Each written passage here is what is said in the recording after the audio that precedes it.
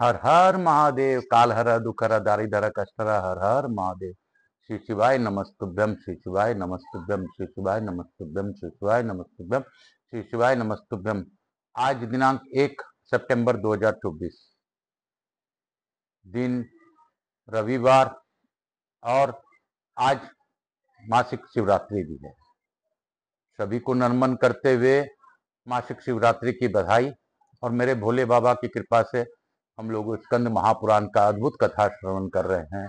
बाबा की कृपा आप सबों पर बनी रहे, ऐसी प्रार्थना के साथ आज का हम लोग विषय प्रारंभ करेंगे।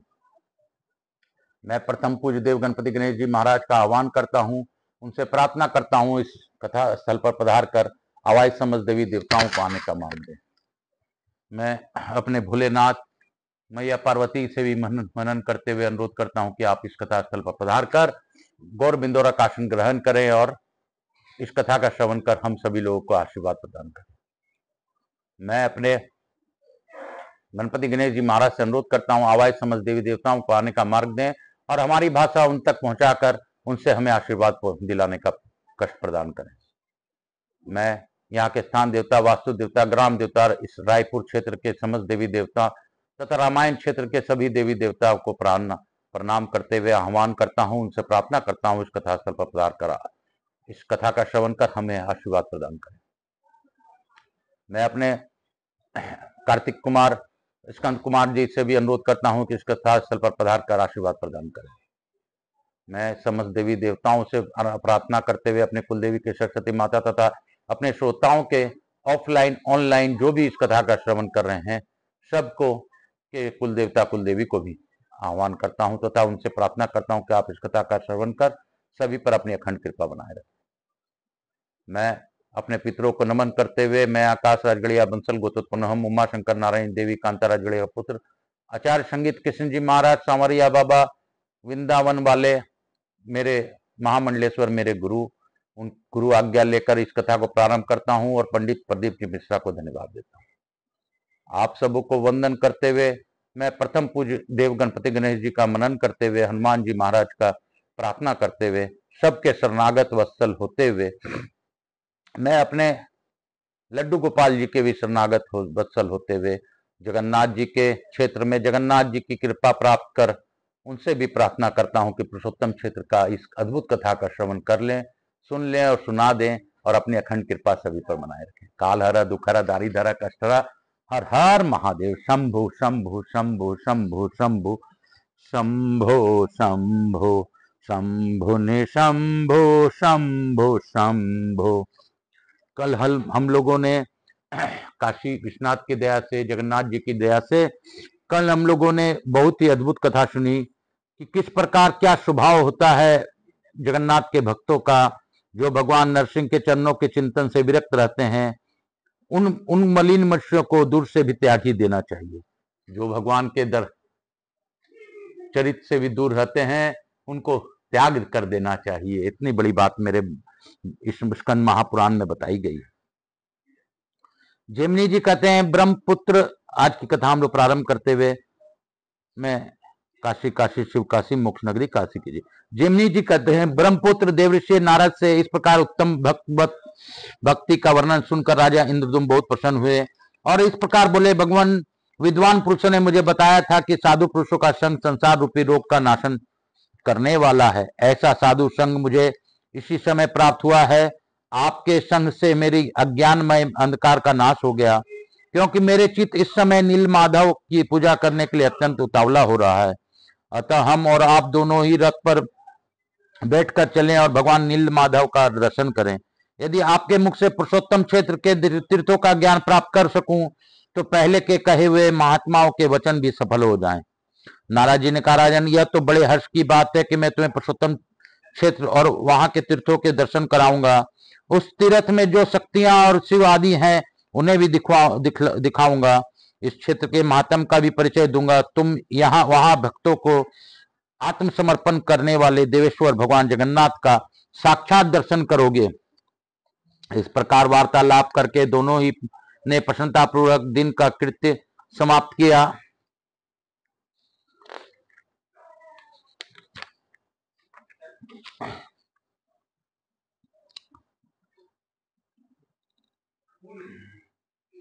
और ज्येष्ठ शुक्ल पंचमी बुधवार को पुष्य नक्षत्र में उत्तम लगन आने पर यात्रा अनुकूल होगी।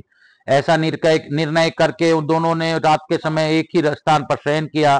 फिर सवेरा होने पर नृपश्रेष्ठ इंद्रद्युम्न ने भाइयों सहित नीलाचल पर जाने का विषय में अपने राज्य के यह घोषणा कराई कि हम लोग जीवन प्रयत्न पुरुषोत्तम क्षेत्र में निवास करेंगे।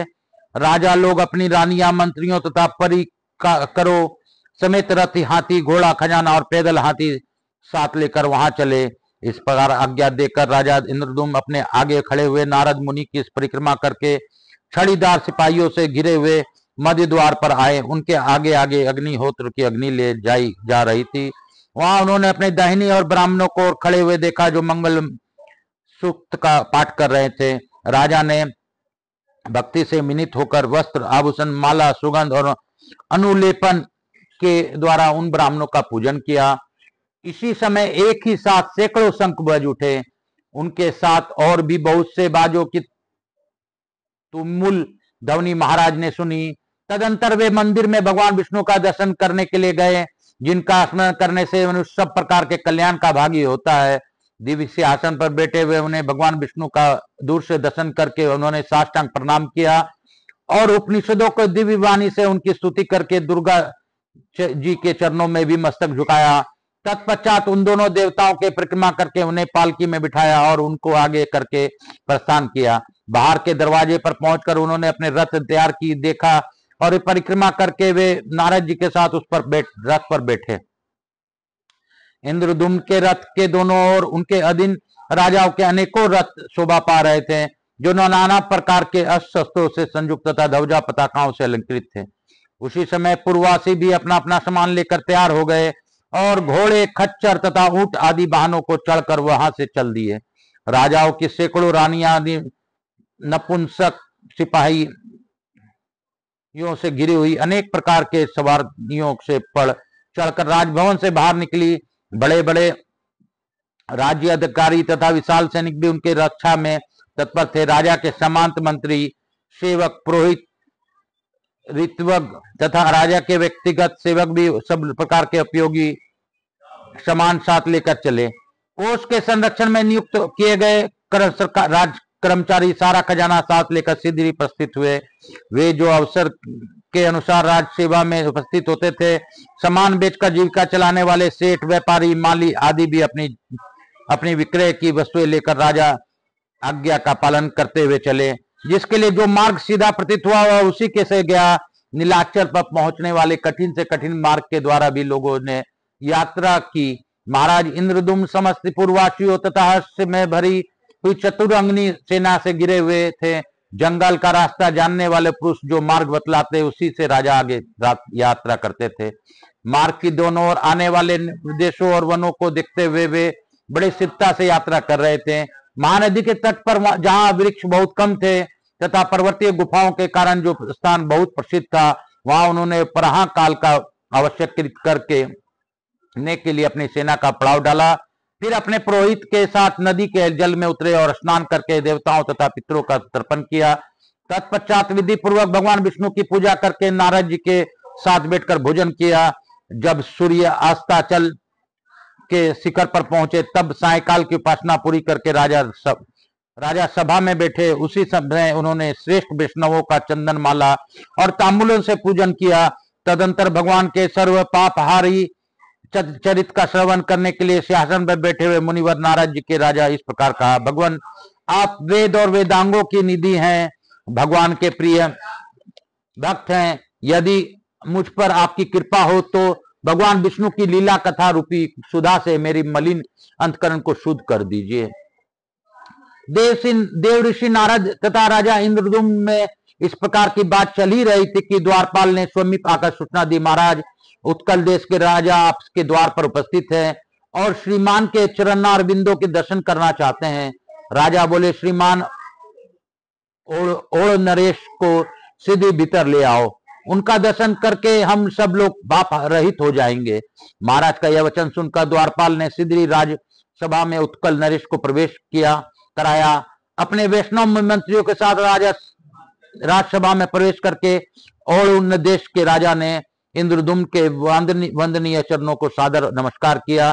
तब उन वैष्णव नरेश को उठाकर महाराज इंदुम ने अपने उनका सत्कार किया और अपने आसन पर ही बिठाकर विनय युक्त वाणी में कहा, राजन आप कुशल से तो है न?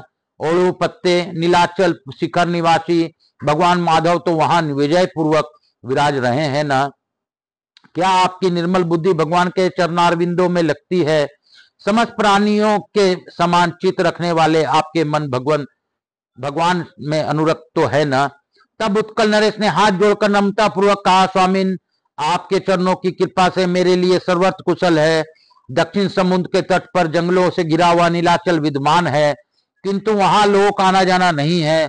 भगवान नील माधव वह भी वही है, परंतु उस समय प्रचंड आंधी के कारण उठी हुई अधिक बालू का राशि से छिप गए हैं, ऐसी बात सुनी जाती है।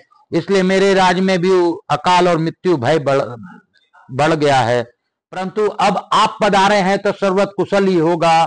उत्कल नरेश के ऐसा कहने पर राजा इंदुम ने उनका आदर करते हुए विदा किया और नारद जी की ओर देखकर उदासीन भाव से कहा, मुने यह क्या हो गया? नारद जी बोले, राजन इस विषय में तुम्हारे विस्मय नहीं करना चाहिए। श्रेष्ठ वैष्णव भगवान भाग्यवान होता है। वैष्णवों का मनोरथ कभी निष्फल नहीं होता। जगत के आदि कारण एवं रोग शोक से रहित प्रत्यक्ष शरीर धारण किए हुए भगवान नारायण को तुम अवश्य देखोगे। वे तुम पर भी अनुग्रह करने के लिए इस पृथ्वी पर उतरेंगे। संपूर्ण चराचर जगत भगवान विष्णु के वश में है। सनातन परमात्मा विष्णु किसी के भी वश में नहीं है।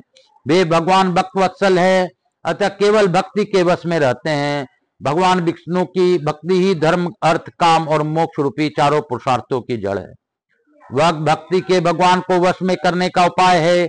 एक ही भगवान विष्णु अपने माया से अनेक रूप में प्रकट हुए हैं, इसलिए उन परमात्मा के सिवा और कोई भी सुख का कारण नहीं है।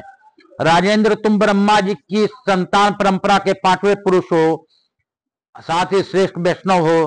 तुमने 18 विद्याओं में पूर्ण विद्वता प्राप्त की है और तुम सदैव सदाचार में स्थित रहते हो। तुमने इस पृथ्वी का न्याय पूर्वक पालन किया है।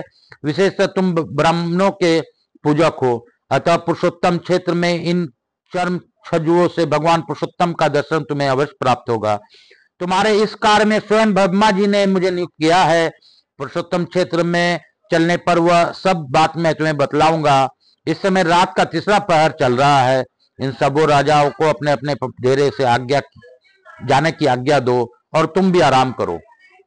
बोलो शंकर भगवान की जय, बोलो जगन्नाथ भगवान की जय, बोलो पुरुषोत्तम क्षेत्र की जय। काल हर दुखर दारिधर कष्टर हर हर महादेव, हर हर महादेव, हर हर महादेव। शंभो शंभो शंभो शंभो, हे बम बम भोला, नाचे मेरा भोला, बम बम भोला। आप सबको वंदन करते हुए, जगन्नाथ जी का नमन करते हुए, आज की हम लोग कथा को यहीं पे विराम देते हुए हम लोग लघु आरती करेंगे।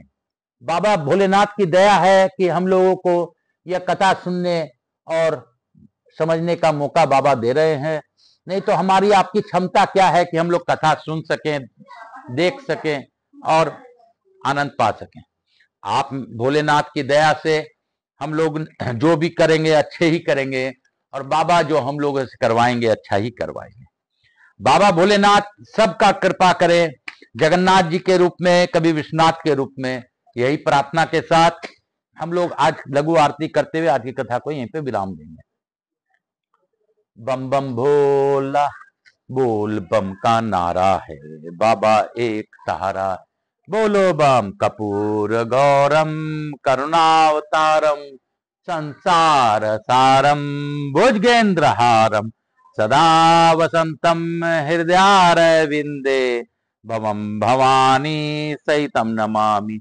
श्री राम जय राम जय जय राम, श्री राम जय राम जय जय राम। यहाँ के स्थान देवता, वास्तु देवता, ग्राम देवता, क्षेत्रपाल देवता, समस्त देवी देवताभ्यो नमो। मातृ देवी व पितृदेव व सपितृ देवताभ्याम नमो नमः। मेरे भोलेनाथ की जय, मेरे माता पार्वती की जय, स्कंद कुमार की जय, गणपति गणेश जी की जय, लक्ष्मी जी महारानी की जय, समस्त देवी देवताओं की जय। मातृ देवी व पितृदेव व सपितृ देवताभ्याम नमो नमः। स्कंद महापुराण की जय, भक्त वत्सलाय की जय, इंद्र भगवान की जय, जगन्नाथ भगवान की जय। हर हर शीतलीकरण हम कर्षित, हर हर महादेव। सभी देवी देवताभ्यो नमो नमः। ग्राम देवताभ्यो नमो नमः, स्थान देवताभ्यो नमो नमः, माता देवी भव, पितृ देव भव, सर्व पितृ देवताभ्याम नमो नमः। मैं प्रथम पूज्यदेव गणपति गणेश जी महाराज, लक्ष्मी जी महाराज ने रिद्धि सिद्धि शुभ लाभ कुबेर जी महाराज से अनुरोध करता हूं कि हमारे यहाँ निवास कर अखंड कृपा बनाए रखें। आवाज समझ देवी देवताओं से अनुरोध करता हूं कि आप सभी को आशीर्वाद प्रदान कर अपने स्थान को गमन करें, पुनः बुलाने पर पधार कर हमें आशीर्वाद दें। मैं अपने भोलेनाथ मैया पार्वती को भी धन्यवाद देता हूँ, स्कंद देव को भी धन्यवाद देता हूँ कि उन्होंने भावपूर्वक इस कथा का श्रवण किया, जैसी इच्छा हुई वैसी कथा कर ली, जैसी सुना ली और सुन ली। मैं जगन्नाथ जी को भी धन्यवाद देता हूँ, लड्डू गोपाल जी को भी धन्यवाद देता हूँ कि उनकी कृपा से ही यह कथा हो सका।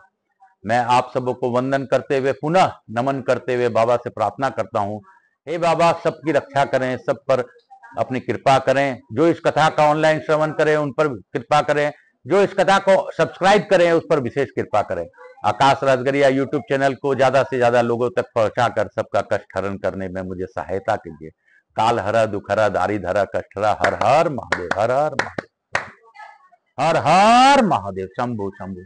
बाबा सबका कष्ट दूर कीजिए, मेरे साथ आपको जो करना है वो कीजिए, मैं तो आपके शरण में हूँ। बाबा आप चाहें तो क्या नहीं हो सकता, आप चाहें तो सभी कुछ हो सकता है। मेरे कष्टों को आप जानते हैं, फिर भी मैं आपका दास हूं, आपके शरण में ही रहूंगा। काल हरा दुख हरा दारी धरा कष्ट हरा, हर हर महादेव।